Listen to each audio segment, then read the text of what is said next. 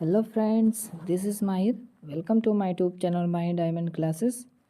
Friends, जैसे कि आप देख पा रहे हैं, आज हम अपनी DLED सेकंड सेमेस्टर के जो 5th पेपर कर रहे हैं हम, तो उसकी नेक्स्ट वीडियो लेकर आए हैं।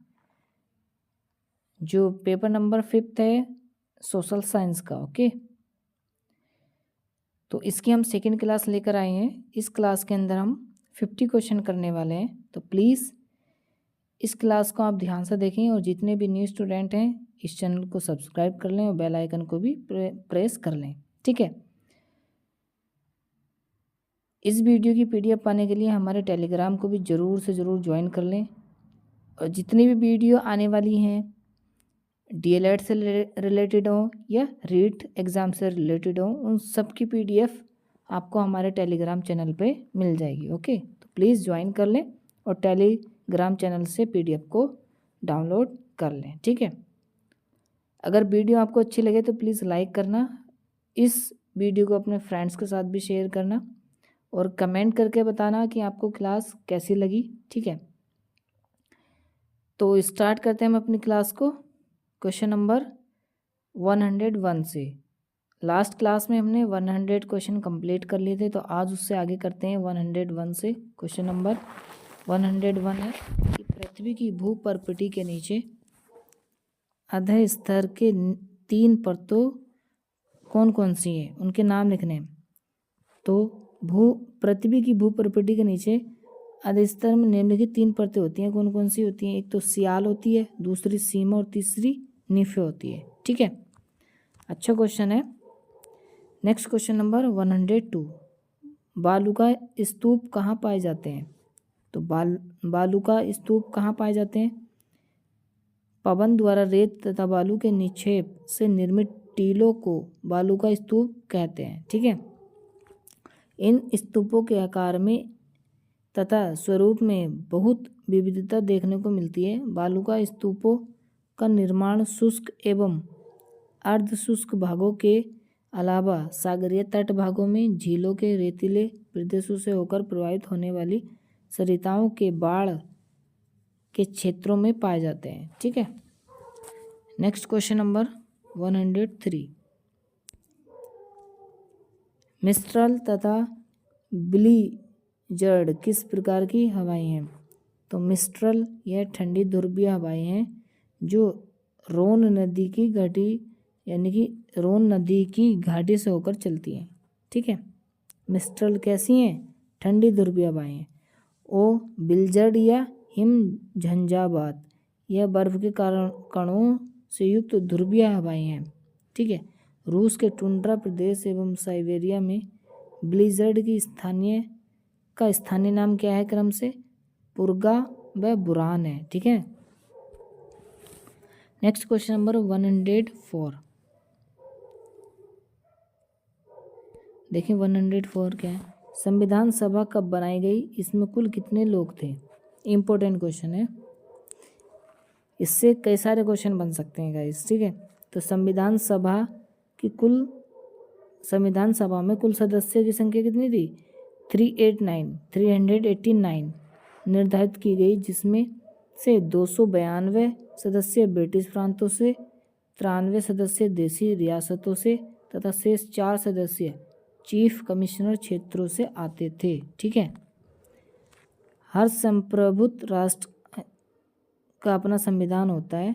ठीक है, भारत का भी अपना पृथक संविधान है जिसे संविधान निर्मात्री सभा ने तैयार किया था।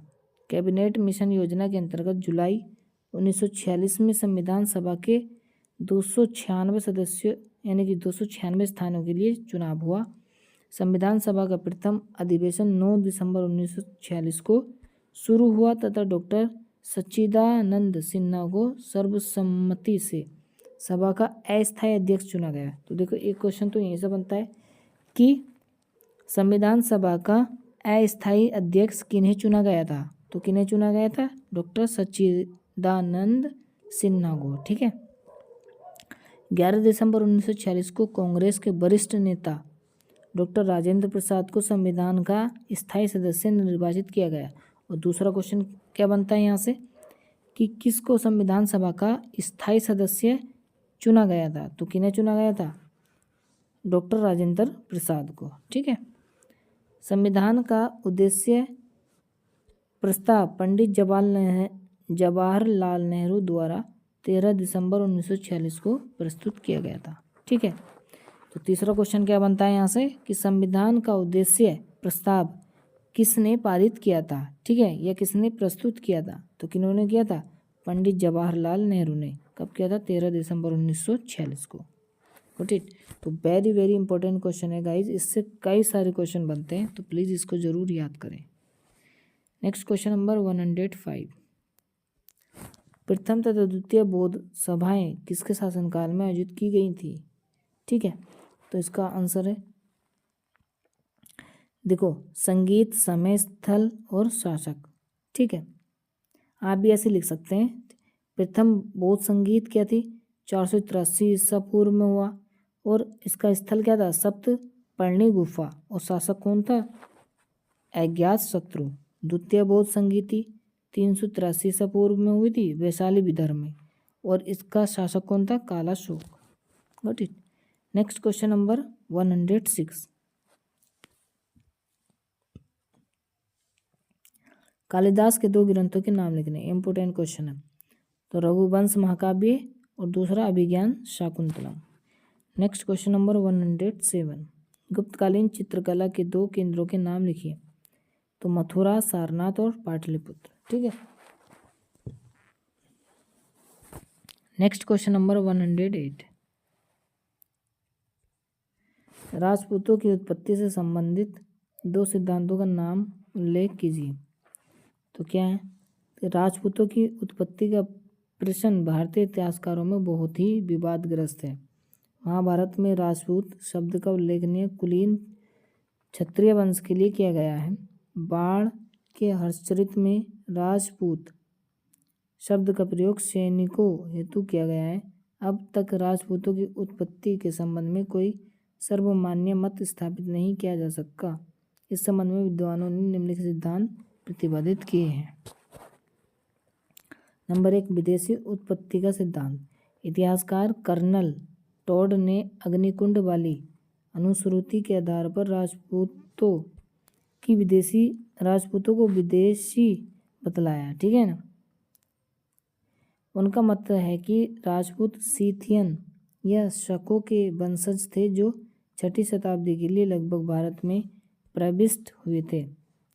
इन्हीं विदेशी विजेताओं को जब वे शासक बन बैठे तो उन्हें अग्नि संस्कार द्वारा पवित्र कर हिंदू जाति व्यवस्था के अंतर्गत ले लिया गया था। चूंकि वे शासन का काम करते थे और यही काम क्षत्रियों के भी थे, अतएव उन्हें क्षत्रिय की श्रेणी में रखा गया है और राजपूत कहलाए। ठीक है। नेक्स्ट क्वेश्चन, इसका आंसर दूसरा पॉइंट क्या है? अग्निकुंड का सिद्धांत। पहला क्या था हमारा? विदेशी उत्पत्ति का सिद्धांत। दूसरा अग्निकुंड का सिद्धांत। तो क्या था अग्निकुंड का सिद्धांत? कुछ विद्वानों ने पृथ्वीराज रासो के आधार पर इस सिद्धांत का प्रतिपादन किया। ठीक है, कि प्रतिहार, परमार, चालुक्य एवं चौहान राजपूत अग्निवंशी हैं।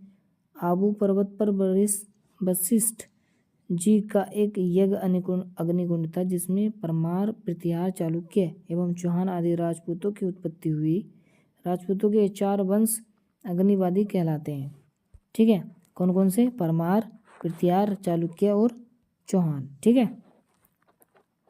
इन जातियों से संबंधित कुछ अन्य प्रमाणों से इनका संबंध क्षत्रिय कुल से स्पष्ट होता है। राजपूतों की उत्पत्ति का यह सिद्धांत ऐतिहासिक दृष्टिकोण से उचित नहीं जान पड़ता है। ठीक है। Next question number 109। गुलाम वंश का अंतिम शासक कौन था? इंपॉर्टेंट क्वेश्चन है और रिपीटेड क्वेश्चन है। कैकुबाद। 110। मंगोल आक्रमण से भारत की उत्तर पश्चिम सीमाओं को सुरक्षित रखने के लिए बलबन ने कौन से कार्य किए? तो उसने अपने बेटे मोहम्मद खान को लड़ने भेजा। ठीक है। Next question number 111। दिल्ली के अधिकांश सुल्तानों द्वारा खलीफा के पद को संभावित करने का वास्तविक लक्ष्य क्या था? तो सुल्तान खुद को खुदा का प्रतीक समझते थे। नेक्स्ट क्वेश्चन नंबर 112, सल्तनत काल में तूतीय हिंद, भारत का तोता जिसे बोलते हैं, तूतीय हिंद को भारत का तोता भी कहते हैं, उपाधि मिली थी। किनको मिली थी? अमीर खुसरो को। ठीक है। नेक्स्ट क्वेश्चन नंबर 113, शिवाजी के समय सर सूबादार किसे कहा जाता था? तो शिवाजी के समय सर सूबेदार किसी क्षेत्र विशेष के सेनापति या प्रतिनिधि को कहा जाता था। नेक्स्ट क्वेश्चन नंबर 114, 86वें संशोधन ने अनुच्छेद 21A में जोड़ा गया शिक्षा का अधिकार क्या है? तो 6 से 14 वर्ष तक के बच्चों के लिए अनिवार्य व निःशुल्क शिक्षा। ठीक है। नेक्स्ट क्वेश्चन नंबर 115, समवर्ती सूची किसे कहते हैं? जिसमें केंद्र तथा राज्य दोनों के विषय में कानून बनाए गए हैं। ठीक है। नेक्स्ट क्वेश्चन 116, FIR का पूरा नाम क्या है? First information report. FIR का नाम क्या है? First information report. Next question number 117, Suez नहर किन सागरों को जोड़ती है? तो सुएज नहर लाल सागर व भूमध्य सागर को जोड़ती है। Good it. Next question number 118, tundra प्रदेश में चलने वाली हवाओं को किस नाम से जाना जाता है? पछुआ। इंपॉर्टेंट क्वेश्चन है गाइस ये सारे के सारे। ठीक है, जरूर इन्हें याद करें। नेक्स्ट क्वेश्चन 119, अमेजन तथा जायरे घाटी के लोगों के मुख्य व्यवसाय क्या थे? अमेजन तथा जायरे घाटी के लोगों के मुख्य व्यवसाय क्या थे? मत्स्य पालन, दुग्ध उद्योग और पशुपालन। नेक्स्ट 120, आग्नेय शैल के उदाहरण? तो ग्रेनाइट और basalt. Next question number 121, Pangaea किसे कहते हैं? तो भूस्खलन के कारण जो भूखंड निर्मित होता है उसे पेंजिया कहते हैं। नेक्स्ट क्वेश्चन नंबर 122, पृथ्वी की त्रिज्या कितनी है? तो पृथ्वी की त्रिज्या लगभग 6370 किलोमीटर है। ठीक है। नेक्स्ट क्वेश्चन नंबर 123, मेटल क्या है? तो भूपर्पटी के नीचे अवस्थित परत जो कि 2900 किलोमीटर की गहराई तक विस्तृत है मेटल कहलाती है। ठीक है। नेक्स्ट क्वेश्चन नंबर 124, मेटल का निर्माण कैसे होता है? मेटल का निर्माण ठोस सेलों द्वारा होता है। नेक्स्ट क्वेश्चन नंबर 125, कोर क्या है? इसके भागों के नाम लिखो। यह पृथ्वी की सबसे आंतरिक परत है जो कि निकिल तथा लोहे खनिज तत्वों से निर्मित है। ठीक है। इस परत के दो भाग हैं, एक तो बाह्य कोर और एक आंतरिक कोर। Got it. इसमें क्या पाया जाता है? लोहे यानी कि निकिल तथा लोहे के तत्व। ठीक है। नेक्स्ट क्वेश्चन नंबर 126, शैल क्या है? वे समस्त पदार्थ जिनसे भूपर्पटी का निर्माण हुआ है, चाहे वे ग्रेनाइट की भांति कठोर हो या चीका रोड़ी के भांति नरम एवं मुलायम हो, शैल कहलाते हैं। नेक्स्ट क्वेश्चन नंबर 127, चट्टानों के कितने भेद हैं? तो चट्टानों के 3 भेद होते हैं। इंपॉर्टेंट क्वेश्चन है। आग्नेय चट्टान, अपसादी चट्टान और रूपांतरित चट्टान। 128, चंद्र दिवस किसे कहते हैं? ठीक है। तो 24 घंटे 50 मिनट का वह समय जिस दौरान चंद्रमा की सीध में पृथ्वी पर स्थित बिंदु पुनः एक बार घूमकर चंद्रमा के ठीक नीचे उस बिंदु पर पहुंचता है, चंद्र दिवस कहलाता है। कितना टाइम है? 24 घंटे 50 मिनट का वह समय। ठीक है ना। नेक्स्ट क्वेश्चन नंबर 129, चंद्रमा किससे प्रकाशित होता है? तो चंद्रमा में सोम का प्रकाश नहीं है, बल्कि यह सूर्य के प्रकाश से प्रकाशित होता है। ठीक है। नेक्स्ट क्वेश्चन नंबर 130, पृथ्वी क्या है? तो पृथ्वी सौरमंडल का एक अंग है। ठीक है। नेक्स्ट क्वेश्चन नंबर 131, पेरोजी क्या है? चंद्रमा की सापेक्षिक स्थिति पृथ्वी से सर्वाधिक निकट होती है, तो इस अवस्था को पेरोजी कहते हैं। ठीक है।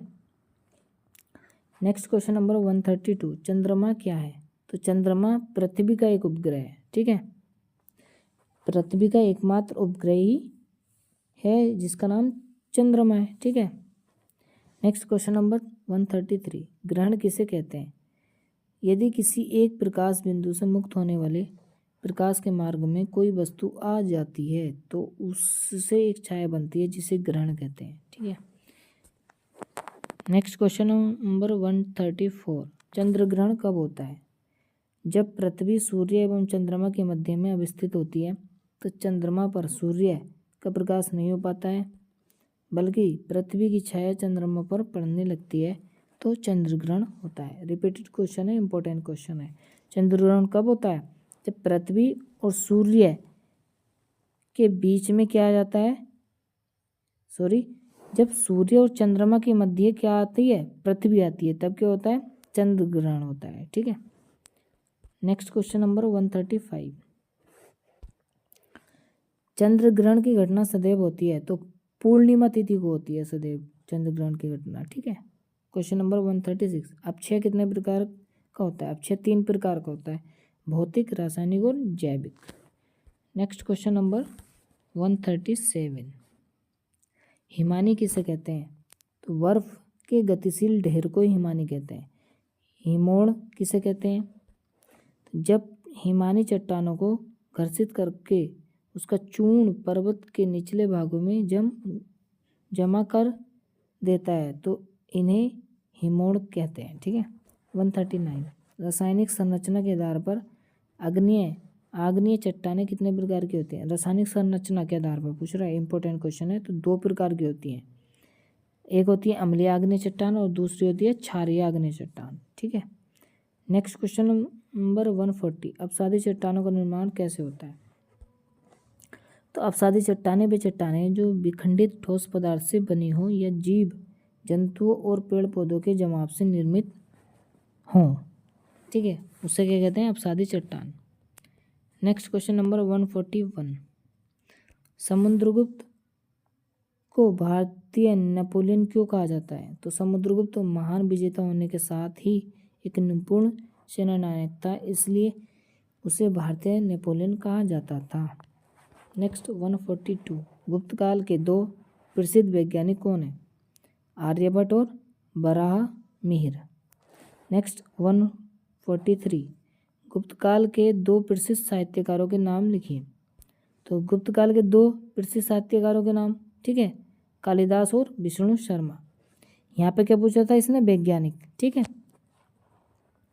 और गुप्त काल के 2 प्रसिद्ध साहित्यकार कौन से? कालिदास है और दूसरा विष्णु शर्मा।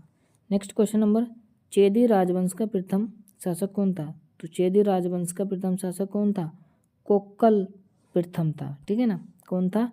चेदी राजवंश का प्रथम शासक कोक्कल प्रथम। नेक्स्ट 145, चालुक्य अथवा सोलंकी वंश की राजधानी कहाँ थी?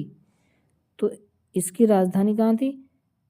अनहिलवाड़ा में थी। अनहिलवाड़ा में थी। किसकी राजधानी? चालुक्य अथवा सोलंकी वंश की राजधानी। नेक्स्ट 146, प्रतिहार राजवंश की स्थापना किसने की थी?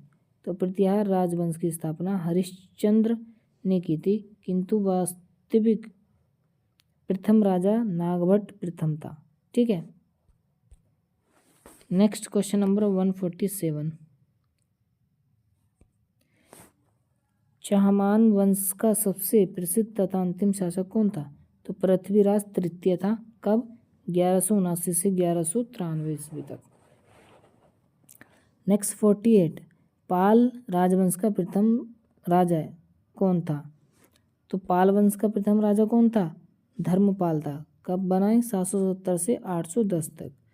149, राजपूत काल में राज्य की आय का प्रमुख स्रोत क्या था?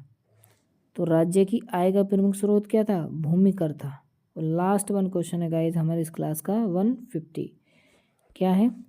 राजपूत काल में जनता की जीविका का मुख्य साधन क्या था? तो राजपूत काल में जनता की जीविका का मुख्य साधन क्या था? कृषि था। ठीक है। तो गाइस ये हमारे 150 क्वेश्चन कंप्लीट हुए। इस क्लास में हमने 50 क्वेश्चन किए और इससे पहले क्लास में हमने 100 क्वेश्चन किए थे, तो टोटल हमारे 150 क्वेश्चन कंप्लीट हो गए आज। तो इससे आगे हम नेक्स्ट वीडियो में लाएंगे बाकी जितने क्वेश्चन बचते हैं पार्ट 3 में। ठीक है ना, क्लास 3 होगी। तो ये हमारी क्लास 2 कंप्लीट होती हैं गाइस। आई होप ये क्लास आपको पसंद आई होगी। अगर आपको क्लास अच्छी लगी तो प्लीज़ लाइक कीजिए। हमारे इस चैनल को भी ज़रूर से ज़रूर सब्सक्राइब कर लीजिए। बेल आइकन को प्रेस करके रख लीजिए ताकि आने वाली न्यू वीडियो का नोटिफिकेशन आपको सबसे पहले मिल जाए और आप वीडियो को भी सबसे पहले देख लें। ठीक है, तो मिलते हैं इसके नेक्स्ट पार्ट में, नेक्स्ट क्लास में। ओके, तो अगर आपको इसकी पीडीएफ चाहिए तो हमारे टेलीग्राम से जुड़ जाइए, वहाँ पे इन सभी क्लासों की आपको पीडीएफ मिल जाएगी। ओके, तो गाइस मिलते हैं नेक्स्ट वीडियो में। तब तक के लिए अपना ख्याल रखिए, मस्त होके पढ़ते रहिए। Okay, bye.